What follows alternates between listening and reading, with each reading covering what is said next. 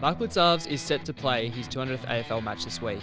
It's been an amazing journey to get to this point, with Blicavs selected by the Cats with pick number 54 in the 2012 rookie draft as a Category B rookie. Not even he could have imagined when he made the leap from a career in athletics to football that it could have turned out this way. A two-time best and fairest winner at Geelong, Blicavs is one of the most versatile players the game has seen. He's played in the ruck, down back, as a midfielder and as a run-with player, and that's been all in one game. The recently turned 30-year-old continues to be one of Geelong's most valuable players and will again be crucial to their premiership hopes in 2021. It also happens that I grew up with Mark, and now I thought it would be a perfect time to unpack his journey ahead of his 200th AFL game. Blitz, welcome to the Over the PA podcast. Thank you, mate. I appreciate it. Thanks for inviting me on. I see here it's called the Milestone Zone. Is that the name? No, that was a working title. Oh, that was a working title. I like it, the Milestone Zone. Rightio. We're going over the PA, yeah, so rightio. we're going to play on the public announce system. Obviously, I work for the AFL Players Association, and so over the PA sort of fits nicely. I like that. Thanks for having me. Good stuff. I think it'd be great just to really go back and talk about your journey and unpack where you've come from. Obviously, there's been a lot made of your transition from athletics to football, but I think growing up together, we were long-time family friends, and I thought it'd be a great opportunity to get you on and get an understanding of who you are as a person. Yeah, no, it's good. Where do I begin? Obviously we've been friends for a long time now, whole family, so we're really lucky in that regard that I suppose we're all involved in the industry now, and obviously me playing with Cam and Zach, and you working with the AFLPA, and just we're all involved in sport as general. That's how we became family friends, and to know you and Cam before even Zach was born. We've been through a lot, and I suppose growing up in Sunbury together, we went to school together, played a lot of sport together. Again, very lucky that myself, you, Cam and all that, we've remained great friends and family friends, and for our parents to sit at the games and catch up and watch their sons go out on the field, it's very, very fortunate we are. Yeah, for sure. Just going back to your background, so your mum Karen, your father Andres, Andy, Andy, yeah. It's probably easier to say. So they both represented Australia in the Olympics in basketball, and I think sport's always been a massive part of your life growing up. Got an older brother, Chris, younger sister, Sarah, who is representing Australia at the Olympics in basketball now, which is an awesome achievement, and it's awesome to see her achieving her dream as well. So what was that like growing up in a family that's clearly hell-bent on high performance? It was good. They didn't push us into any sport, but they encouraged us to do sport from a young age, which was fantastic. And something that, again, I've mentioned before, but loved, and opportunities arise from that, and to make great friends and lifelong bonds. So encourage sport from a young age. I reckon by 8 I'd tried tennis, cricket, indoor cricket, footy, basketball, athletics as well, and that was for Sarah and Chris as well. They tried them all, and just obviously they didn't push us in any sport, but they encouraged us. And then as we got older, then we sort of shifted to a sport we preferred. But as you mentioned, Dad went to the 76 Montreal Olympics. Mum made the 84 Los Angeles Olympic squad, but a couple of weeks before she hurt her knee. Not too bad, but probably not enough to say something, but she did and ended up needing a reco, which is one of her sort of bigger regrets, that she wasn't able to go to the 84 Olympics, but made a world champs. And then, as you mentioned, for Sarah to now come from where she's come from to be in the Opals team as an Olympian, it's good. I remember we were all playing basketball in your backyard and my backyard growing up as 4, 5, 6-year-olds. So to see where we've come from and her representing her country, it's pretty special. Absolutely. Played a lot of basketball together. I think we had 5 premierships, I reckon, Superoos. Yeah, we did, yeah. Junior basketball. That's right. We love that. The Aussies for indoor cricket as well. Yeah. You were on leg spin getting tonked for 6 in indoor cricket. But, cop that. Yeah, you cop that. NBA hang time as well. Yeah. Geez, we played a lot. So, all our family friend memories too is all from a lot of sport. growing up with the little athletics and all that. So, yeah, very fond memories of all that. For sure. We also played one season of footy together. So we played under 11s in the Sunbury Lions, and you probably hadn't played a lot of footy up until that point, maybe just kicking around in the backyard. You come out second in the league, best and fairest as well. So you're obviously really talented as a footballer, but it wasn't your number one passion, was it? No, it wasn't. But I enjoyed it. I love playing footy. I love the team aspect of that and basketball and everything. So to get a season of under 11s with you and the other guys we played with, your dad coach, my mum was the runner, gave away a few 50-metre penalties and your dad sprayed her. We've got some vision of that. So mum's still flat with Andrew from that. But yeah, it was something I really enjoyed, and I suppose I'm just pretty competitive, so I wanted to try and win, and I didn't really know what I was doing out there, but just get the footy, kick it forward, try and kick goals. So I think we lost the prelim that year, and Mitch Banner towed us up. And former Port player. Yeah. From memories, he looked 30 as an 11-year-old. He was very mature. But yeah, it was probably athletics. And probably the day, I know you might get to it, but I was just thinking about it too, was when Dad carried the Olympic torch. Yeah. And we all went to Melton. I think it was around that area where he did the torch relay leading up to the Sydney Olympics. Yep. And seeing all that and then watching the Sydney Olympics was probably in 2000, so I was 9 years old, just before my first year of footy. But yeah, that's probably the thing that got me right into athletics, just loving that, seeing Kathy win the 400, and yeah, obviously when Dad carried the torch relay through that area, that was probably something that got me into athletics and a real passion. But I was never going to choose one sport at that age, so basketball with Superos and obviously the footy as well was something that I really enjoyed. Yep. You also played a season at Taylor's Lakes footy, but we don't really like to count that. Yeah. It's more the Sunbury Lions. Yeah, we don't count that. Yeah. So yeah, as you mentioned, athletics was a massive part of your childhood growing up, and remember little athletics at Boardman Stadium, going up there. You would still hold multiple records in a number of different events, and one recollection that really stands out to me is when you'd go in the high jump, and it was probably one of your best events at that really young age. People would just sit on the mat or sit around that area just watching you go about your high jump. What was that? Yeah, sort of. What was that like when you were coming through the ranks, and it was clearly something that you were really good at. Yeah, it helped. I had so many mates in little athletics too. So we'd do the events, and from a young age, I remember you do your event, you get your ticket, you sprint off to the guys who are going to write down your time and your ticket, then you give it to your mum, so she's going to put it in the magazine, and then you go play cricket, or you get $1 to buy some lollies from the shop. So they're all the little athletic memories. And then the events in between were just some of the stuff that you did. But yeah, the high jump was always good fun. It was something I really enjoyed, and as you mentioned, everyone cheering as an 11-year-old, a 10-year-old, you feel pretty good. So yeah. I love my time at Sunbury Little Athletics. Again, great mates, and yeah, haven't been back there since finishing up, but I've been obviously to the Boardman Stadium and had a look around and all that.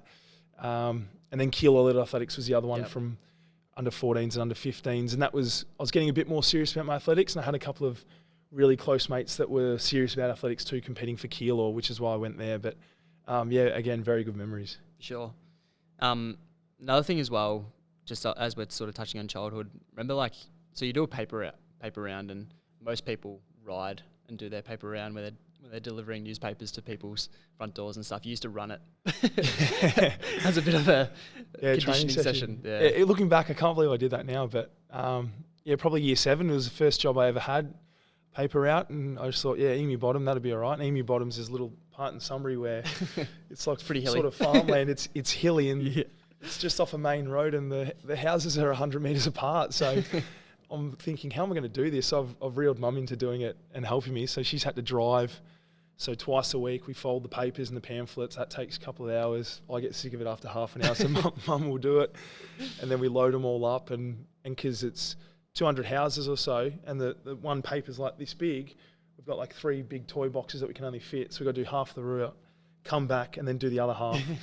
So it took 3 hours, and yeah, Mum would load up 10 on my arm. She'd go do this street. I'd run up and down the hill, do this street, and we'd meet. And so we had a good system down pat. But looking back, it was a lot of hill work and a lot of running, and I think it sort of put me in pretty good stead for a bit more resilience with my body going forward. For sure. Because I did it for all the way up until just out of high school. Yeah. So 7 years, 6 years straight. Yeah. Good commitment. Yeah. As you got a bit more serious with your athletics as well, so you represented Victoria, represented Australia at underage level as well. Your dream of representing Australia at the Olympics was, probably burning pretty hard for you. And I think long distance running was a form of event where you really separated yourself from the pack as well. So a lot of people remember you as a steeplechaser, but let's debunk that myth. You weren't a steeplechaser, were you? Yeah, I hated the steeple bend. Have you ever done a steeplechase race? I have. Yeah. How'd you go? Not great. I didn't like the part where you sort of jump in the water and then you got to run. And then you're wet. Yeah, it's tough. Yeah, don't wear socks and wear socks in your shoes. But so when the Geelong opportunity came up, I was 20 years of age and still loving my running and trying to make it at an elite level. So it's something that probably when I was 16, I decided, okay, athletics is for me. That's the one I'm going to finish up with all sports and really go and try and make something of it. So 19 or 20, I started to have a couple of good performances and the Olympic, I wanted to make the Olympics. That was my goal, has always been my goal growing up, as I mentioned, since seeing Dad carry the torch and the Sydney 2000 Olympics. So I said I'd love to be an Olympian and do that. And obviously it wasn't to be. But when the Geelong opportunity arose, they let me continue as while being signed as a rookie, being paid from the club as a Category B rookie. They let me have that next athletic season to continue, which was really good of them. They didn't have to, and they did. And they essentially funded all my trips because it's a pretty amateur sport at the level I was athletics. So they were funding my trips, got a couple of free flights and accommodation, but everything else that went with it all was pretty much paid from Geelong Football Club to get me to these events. And it wasn't to be. But I did a couple of steeplechase races, which I didn't enjoy and I wasn't very good at. And 1500 was always my favourite event. So, again, as a 20-year-old, that season I had a pretty good season, ran a few bigger PBs. I ended up running 3:43 for the 1500, which, I was wrapped with. But again, probably 3:36, 3:37 is a qualifying you for the team. Yep. So I'm 6 or 7 seconds, which is 50 or so metres off qualifying, and then to actually compete at the Olympics, the Jets, there's 15 of them running 3:30. So as a 20-year-old, I was a little bit off, but that was my main goal. It wasn't to be, and who knows as a 24-year-old in 2016, what would have happened, but you probably would have been hitting your peak at that time, but probably for the 1500, I guess the opportunity to come to Geelong and tried a different sport. Like you could have banked on just waiting and waiting for that opportunity for the Rio 2016 Olympics. But that opportunity to come to Geelong and have a trial, how did that come about? So I'm still training hard with athletics. Yep. Cam's just been drafted, so your brother Cameron got drafted in the 2010 draft. 2011 was his first year. Yep. And so Andrew Guthrie, being my under-11 Sunbury Lions coach, as he says it, coached me. And I think he'd always mentioned throughout like school and all that if you ever want to think about footy and all that. And I think it helped that I had a bit of endurance background with middle distance running, and I was 6'5", 6'6", that potentially could maybe turn me into a footballer. So I think he hounded Wellesley and the recruiters for a little bit. And I remember they called in April of 2011, and I said thanks but no thanks. Yeah. Not that rude, but I just was set on athletics and I loved it. And then I think they mentioned it again to Andrew, and then they called again in sort of August, September. And I'd always want to do the next season for athletics, but I just thought I'll come down for a trial. What's the harm? I've got a day off. Be cool to see the facilities and maybe meet a Cats player. I was a Carlton fan at the time, but maybe meet a Cats player. But so they got me in the off season though. So they just won the flag and they were all overseas, wherever they were in their off season trip. So it was probably October of 2011. Came down and just did some kicking with Paul Hood. I think Troy Selwood was there, who was captaining the VFL at the time, and a few others. And yeah, just did some kicks and all that. But essentially, it was because of your dad that got me the trial. And then, I ended up meeting Wellesley and Neil Barham at the time there. And they said they're pretty keen to have a chat to my parents, see what they're thinking too. And again, I had no idea what I was doing. I was just kicking a couple of footballs. And we'd done a few training sessions together indoor at the Barstool Stadium leading up, just to make sure my ball dropped. Yeah. Which I might need you to show me a couple from we'll go out after the weekend's game. And then probably a couple of weeks later when I said, what changed me was seeing the stadium and the facilities and the opportunity of potentially joining a team sport. From an individual athletics, it's quite individual. You've got your training group, but the team sport aspect was something that I'd be really keen to explore. And then a couple of weeks later, I said to Mum and Dad, can you guys be home at sort of this time? I think the recruiter's coming to have a chat to you just about to Geelong. And they're like, what Dad was said. He's like, whatever. Like, they're going to come talk to us. That'd be good. Yeah. And then 3 forward territories rock up, and it's Scotty, Neil Barham and Stephen Wells all at our front lawn in Sunbury. And Dad's like, geez, this might be a bit more serious than we thought. So it just sort of spiraled from there. And obviously the negotiations and allowing me to continue my running for the next season, I was just forever in their debt. And it was something that I was very fortunate position to be involved in. Yeah. At the time, the Category B rookies system was sort of coming in, and I guess the opportunity to get someone on your list from another sport sort of came about. So I guess that was the big selling point for Geelong, with someone like you who probably hadn't played footy for 6 years or whatever, and the opportunity to get you across and really capitalise on your athletic attributes. And I think it's obviously paid off in dividends. So your first pre-season at the club, and that was after you'd finished your athletics career. So you played one VFL game, didn't you, as well, against Essendon? Was that here? Yeah, that was so I got drafted into 2011. Yep. And then kept doing the athletics, and then was overseas. Wellesley called me a few times, didn't qualify, and then start of July was my first week at the club, 2012.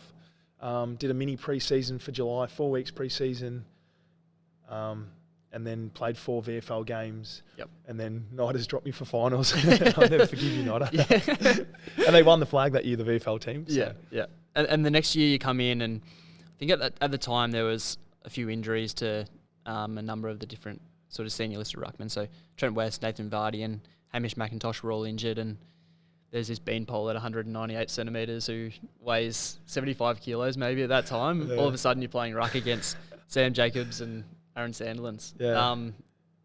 Were you ready for that? No, not at all. No, looking back, no, I wasn't. But I was pretty keen to prove myself. When I made that decision to go from athletics to football, I sort of thought to myself, there's no turning back. This has to work. If this doesn't work, I'm not going back to athletics. This has to work. Yeah. So that was my attitude. So I just made sure I did everything I could to try and be as ready as possible. And you say leave no stone unturned. But and just to prove, I suppose, to myself that I could do it, and everyone else who thought probably I can't do it, just wanted to prove. I like proving people wrong. That pre-season, I ticked off everything in pre-season. I got through injury-free, and I must have done a few things right in match play because I was, again, very fortunate.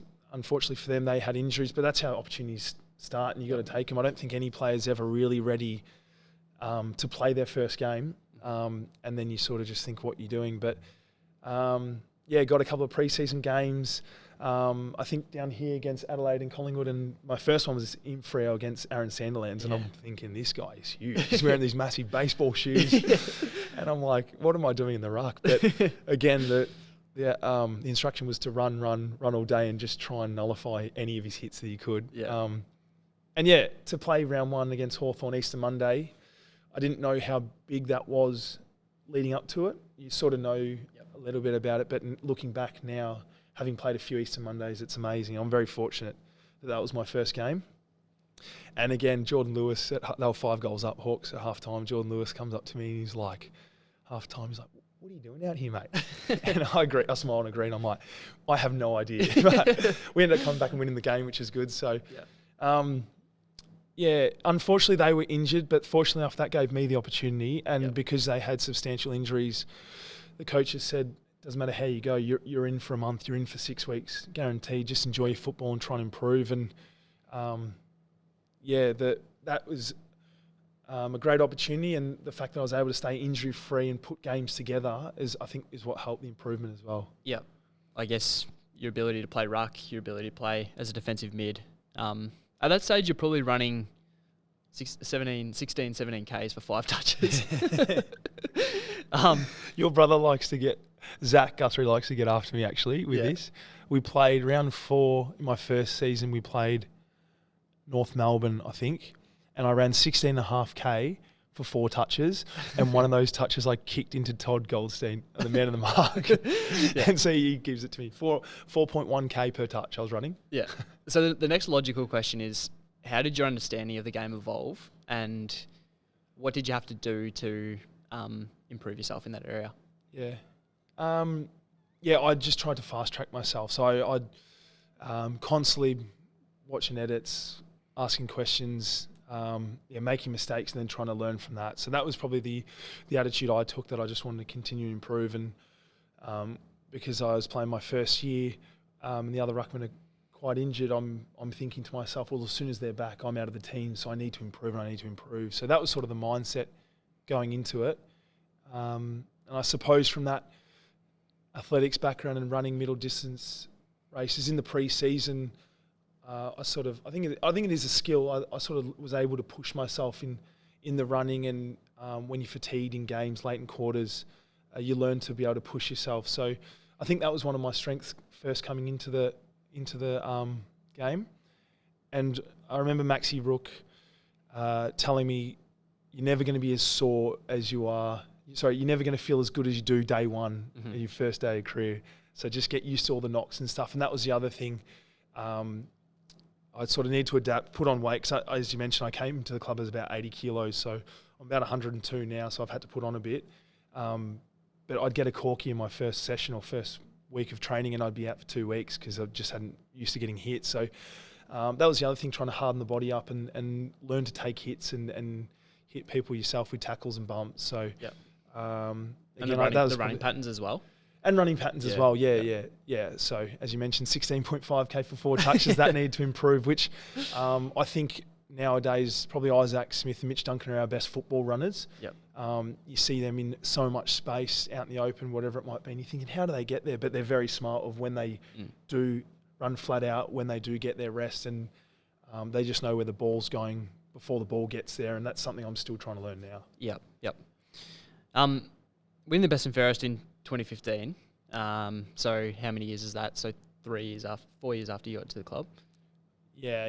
Well, when you first so I debuted started. round 1, 2013. Yep. So 2015, 3 seasons. 3 seasons. Yep.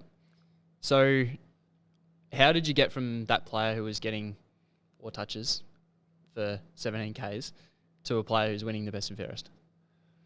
Yeah, I don't know. The third man up rule. Yeah, that was still in, you, wasn't it? Yeah. That was good. So we sort of had a plan with that too, that third man up rule, where I think the coaches, I'd had a consistent 3 years. I'd played 13 and 14 season, were back-to-back 20 plus games, and I sort of hadn't missed a training session through injury. So that was one thing that I think really helped me, because of the consistent. I'd played 40 or so games back-to-back and hadn't missed a training session. That was helped with my improvement. And then 2015, played a bit as a ruck, and they thought, oh, okay, well, let's, from the ruck, then can you potentially hover in the midfield and go third man up? And if you're going to be in the midfield, you're not going to be go-to because you're not a genuine midfielder like the Joel Selwood type. So we won't hit the ball to you, but you could ruck that too. So why don't you try and shut out one of their better players, and you do that by rucking and hitting to Joel yourself or hitting to yourself. So that the actual third man out rule did help. We hung around, and I suppose we tried not to exploit it, but we used it a lot. And so Sandy's trying to deal with our ruckman, and then there's someone getting a free run and jump and getting a hit out. So that helped a lot. It kept me around the ball, and you get some clearances and all that. But yeah, again, it was probably just my attitude that I was trying to learn a lot off Harry to just to play desperate and play with a bit of mongrel in you. So I sort of focused on just getting to as many contests as I could in that 2015 season and laying as many tackles. And I think that's probably been my highest tackle season, was that 2015 season, being around the ball. And I think when you're doing those fundamentals right, then you do get rewarded with touches or goals or whatever else. So from a club point of view, that's been the worst season. We didn't make finals, and so from a club performance point of view, it was really disappointing. But to have influence as a young player, it gave me something to build on for the future seasons. Yeah.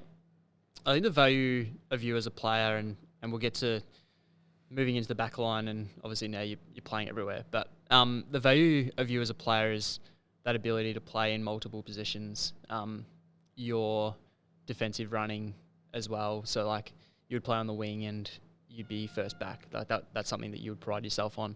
How are you able to switch your mentality from playing as a key back to a wingman to a midfielder to a ruckman? Something I've probably learnt over time, getting to the club too, the coaches talk and the leaders talk. We're a defence-first club. We value defence. So we're going to get plenty of opportunity to score, but let's defend first. So that was always my attitude. Whatever position I play, wing, obviously as a defender, or ruck, that if I can't get involved in attack, which is quite often, I'm going to set up defence. So that was a big focus for me too, was my strength in defending and communicating and trying to help the team set up defence. So that was probably the fundamental of all the positions I've played, is I'm going to help defence first, and then over time, if I'm playing as a winger or a ruck, I'm trying to then work out if I can attack and get in positions to help. And I'm still learning that now, but I think as you talk about strengths of player, that versatility is probably my strength, that I'm able to then go from defender to wing to ruck. But the other thing is too, they're only starting positions. So I start as a winger, but then when the ball moves, like I could end up as a defender on the wing, or transition from the ruck that now I'm on the wing spot. Yep. You sort of play that position similar however you play it anyway. So I think the less I think about what position I'm playing and just play football, your mind's a bit clearer and the performance goes a bit better. Yeah. And winning the best and fairest in 2018 as well. So, and that year there were a lot of competitors for that award. I remember Dangerfield had an amazing season. Tim Kelly had an amazing season as well. Playing as a backman, that was probably where you're able to settle down for 8 to 10 weeks and really play in a position that really suits you. And I thought, like, probably before you even started, like, centre half back was going to be your position going forward, and it's turned out that you've been able to play everywhere. But yeah, so you've called that. That's good. Yeah, I like that. Yeah, I probably should have put that on the record. Prediction. Put that on the record earlier. But yeah, so playing back and learning from someone like Harry Taylor. I know you've spoken a lot about him in terms of your development as well. How much of an influence has Harry had on your career? Yeah, heaps. Probably one of the most influential on my career, I think. Like as a friend, teammate, and mentor. But I just ask him a heap of questions, catch up outside of football with him. So we'd always have our little 1-2 minute brief before the game. How are you going to go? What am I going to do? What's he going to do? And our debrief post-game too. Oh, you did this well. What about this one? And it's amazing how many contests that I wouldn't even remember that I was involved in that Harry would remember. He's amazing that way. But that 2018 season, trained as a midfielder actually for the whole 2018 pre-season, and then I think it was round 3 or 4 was when I got switched to defence. Again, I'm not sure. I think we had a few injuries. We went down. I think Harry struggled with plantar fascia that year, and there was a few others that were battling injuries. So we had a random sort of crew back there as defenders, but it worked quite well. And I just really enjoyed. I enjoyed all my teammates, but I enjoyed playing down there. And as you mentioned, that consistency, I had 8 to 10 weeks. I enjoyed trying to take the best forward.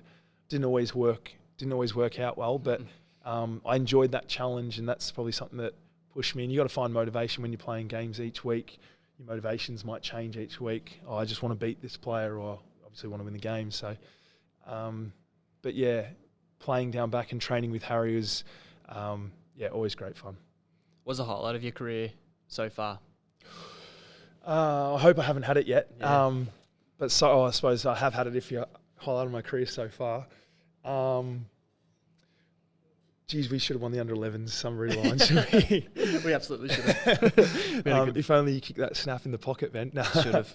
I really enjoy the team aspect. I love coming to the club and training with some of my best mates. So I really enjoy that part of it. But playing in milestone games, playing finals at the G in front of 80 or 90,000, sort of win or loss, it's pretty surreal. Yep. And probably you don't look at it now, but looking back on my career, getting to say I played in front of 90,000 people at the G, that's something pretty special. I hope the highlight is to win a flag one day, but we'll continue to work on that. Did you think when you were a 15-year-old and athletics was your dream, even when you first sort of started at Geelong, did you think that was going to be possible, that you'd be playing 200 games, playing in multiple finals, and a dual best and fairest winner? No. At 15, I didn't even think about footy. Yeah. And then when I got to the club, I thought about the team and I wanted to win a flag. That was what I want to do. That's what I still want to do.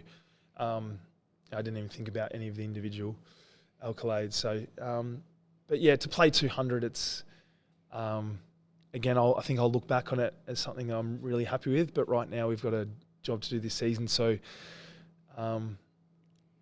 I say it will be another game for me, but I'll probably have 20 mates in the crowd that I'll hopefully get to wave to after a win, which would be something pretty special. So yeah, it's good. I've had some really good mates and family come to a lot of the games, and that's pretty special too. But hopefully there's a few more games to go to. Yeah, we've been really footy focused, but let's take a shift away from that and go a little bit more off field. So you've done a lot of travelling, even during your footy career, and you've been to America, you've been to Mount Everest Base Camp. How do you get that time off in the off season? I missed the Europe trip with you, Fish and Cam, which I've heard some great stories, Ben. I really enjoy it. We're so fortunate. If you want to be honest, we get paid well, and we get 2 months off.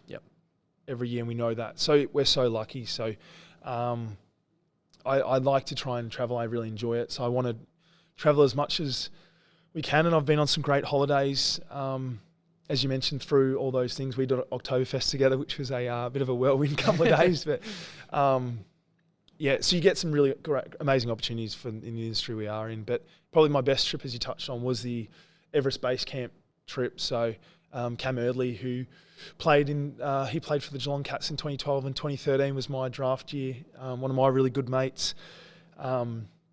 His brother passed away through suicide 4 or 5 years ago, and then the Kai Erdley. So the Kai Fella Foundation was created by Cam and his mum and their family. So we did the base camp trip, 1 for a holiday, 2 for a challenge, but 3 mainly to try and raise money for mental health and to help with that, and to raise it for the Kai Fella Foundation, which is doing great things over in WA. So I think we're able to raise $6,500. I did the trip with 3 of my best schoolmates, which is an amazing opportunity and something, it was amazing. And it's one of the hardest things I've ever done, that base camp trip. Altitude sickness was got me. So there was me and 3 mates, and we're walking up base camp, and we're a day off base camp, and we have no phones, no social media. There's just no reception up there. And then we get back down, and of course we got a few missed calls, but a few messages from all our partners and all the thing saying, "Are you okay? You okay?" Because the day before we got there, 4 footballers airlifted off base camp, thinking it's us. Yeah, I think for some reason I heard it was Andrew Johns and his rugby mates, but that's a massive rumour. But I think there's a few of the rugby boys, so it's really tough. The altitude gets you. Yeah. But yeah, as you mentioned, the travel, that's probably one of my most special trips for a heap of different reasons. Can't recommend it highly enough. But yeah, we are fortunate enough to travel, and it's something I'll probably continue to do even post-footy. Yep. Now, you're based down in Torquay, and obviously with your lovely partner, Georgia, who I need to bring this up because you forgot to mention her after the 2015 Best and Fairest. You ran through a whole list of people that you'd like to thank and you forgot Georgia. But nah, she's been obviously a really big influence on your life as well. And yeah, I guess for you now, like you're 30 and do you feel like really comfortable with where you're at in your life, like away from the field? Yeah, I do. Yep. I still, I'm not sure I'm going to end up in terms of post-footy, what I want to do. Yep. I don't have a set plan of I want to study now and then I want to get into this field. I still don't know that. I think I'd love to travel and live overseas, and I think George would be the same. And then whatever field, I've got a heap of interests in landscaping. I'd love to work outdoors. I'm into wine, so Dylan Grimes, I think, runs or owns Mount Masson Vineyard and with his partner, and so I've had a few conversations with him about it, and it sounds like hard work, but it sounds fun. So, but yeah, I am very happy with where I am, and I think I've got a good balance of playing on field and off field, and that's something we try and encourage. Mark Worthington's our PDM and does a great job, that you just want to encourage everyone to have something other than football because it won't last forever. And I feel like I've got a good balance of off-field, on-field stuff going on, which I think helps performance as well. So, to answer your question, it's good. Yeah. You're probably one of the most competitive person that I've met. So whether it's table tennis, NBA and Premier League fantasy, NBA hang time, quizzes as well. So you really take pride in being like the quiz master, don't you? Yeah, so the quiz master, which is taken off at the club actually now. So Cam, myself, Josh Cowan used to play with the club, Benny when he's at coffees with us. So we always just do the quiz in the paper, which is good. So, I love it. I think it's good. I think it helps with your general knowledge, and maybe I'm a bit of a control freak, so I like to just ask the questions rather than answer them. But yeah, especially if you're asking the questions and it's me versus Cam, I'm super competitive, which you got to be because you're trying to win games of football, and when the game's on the line, super competitive people are the ones that probably stand up and you see danger. He makes things happen. It's not by fluke. It's because he's worked hard and he hates losing. So I'm the same. I hate losing footy, but I hate losing table tennis, hate losing the quiz, just everything. So, which is probably a bit obnoxious at times, but got me through with my brother a lot of NBA hang time wins against you and Cam. Growing up. Good memories. And the number 46. So I guess when you first came to the club, number 46 was the only one available, wasn't it? I was 48. Oh yeah, you were too. When I first got it. So Joffa Simpkins 46, Ryan Bathy 47, and then after my 2 months of being there, that 2012 season, then they cut the list down to 46. Bath went to... Did Bath go to 42? And Joff went to Hawthorn. So I just got given 46. And then lucky enough to play my first game in 46. And there's not that much history with the 46 number at Geelong, so I've really wanted to make that my own. And it's cool to it's an amazing feeling to see a kid in the stands wear the number 46. There's not many, but I always said I was going to keep it. I sort of had a really good think about it when Harry retired. I spoke to George Horn-Smith about it a little bit. I didn't call Harry. I was going to call him if I wanted it, to ask him his permission. But that was the only one I was probably thinking of changing, was last season when Harry finished up, to go number 7. And I decided against it for whatever reasons. But so I hope to stay in 46 my whole career, and it's make your own legacy. Yeah, it's been good. Yep. Now, last couple, you're a massive cycling fan and you love your coffee, even though you can't make it. Yes. You've just got a new coffee machine. You liked my coffee the other day. Far out, yeah, right? That's a lie. I was joking. So I guess where does that come from? And I think you've always had that that approach that it's important to maintain fitness away from footy, and even in the off season and stuff like that, you make sure you train pretty hard. Yeah. I don't know. Just I enjoyed sport in general as a kid. So I got into the Tour de France. So I really like the cycling. from a young age, and now with the off-season stuff, Sammy Menegola's massive into the riding. So shout out Pedal Mafia. Shout out Pedal Mafia, Jay Barron, you're doing a great job, mate.